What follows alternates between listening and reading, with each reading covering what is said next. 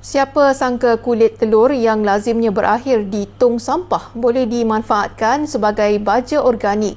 Itu yang dilakukan sekumpulan kanak-kanak orang kurang upaya OKU Sindrom Down, pelajar institusi pengajian tinggi dan sukarelawan antarabangsa dalam sesi pembelajaran berasaskan alam di Min House Camp, Kubang Kerian, Kelantan. Inovasi berasaskan kulit telur itu dilaksanakan Persatuan Sindrom Down Negeri Kelantan yang kini memasuki tahun ke-10 penubuhannya dan berdaftar dengan Jabatan Kebajikan Masyarakat JKM. Presidennya yang juga pemilik Min House Camp, Wan Noriah Wan Ramli berkata, program berkenaan menerima dana memperkasa OKU Sindrom Down bagi 2026 dengan satu daripada komponen utama memfokus kepada penghasilan baja organik dan kompos menggunakan bahan semula jadi. Bagi menyokong pelaksanaan program itu, Min House Camp menjalin kerjasama dengan beberapa sekolah termasuk Sekolah Jenis Kebangsaan Cina SJKC, PHC dan Sekolah Kebangsaan Kedai Piah yang menyumbangkan kulit telur kering untuk digunakan dalam aktiviti kompos. Jadi sekarang anak-anak OKU selalu datang setiap minggu.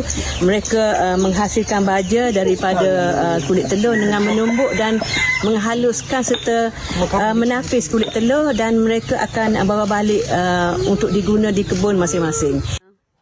Bahan tersebut dimanfaatkan dalam aktiviti bersama anak-anak OKU Sindrom Down bukan sahaja bagi menghasilkan baja, malah sebagai latihan motor halus melalui aktiviti menumbuk dan menghancurkan kulit telur.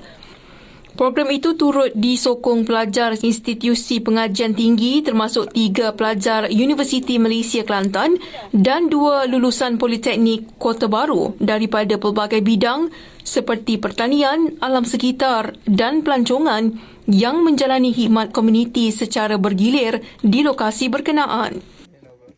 It's a beautiful project, we think. A very nice project to be able to help those people so that they can learn things and in some way doing beautiful things. So it's an opportunity for us to meet people from local places, and in the same time we help children to get new things, to learn new things, to change something in their life, and it's changed something in our life too.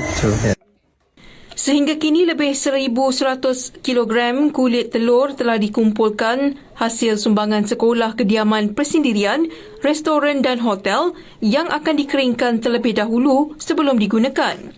Min House Camp turut berdaftar sebagai destinasi agropelancongan di bawah Kementerian Pertanian dan Keterjaminan Makanan dengan pendekatan kembali ke alam semula jadi yang menekankan penggunaan input organik sepenuhnya tanpa baja atau bahan kimia.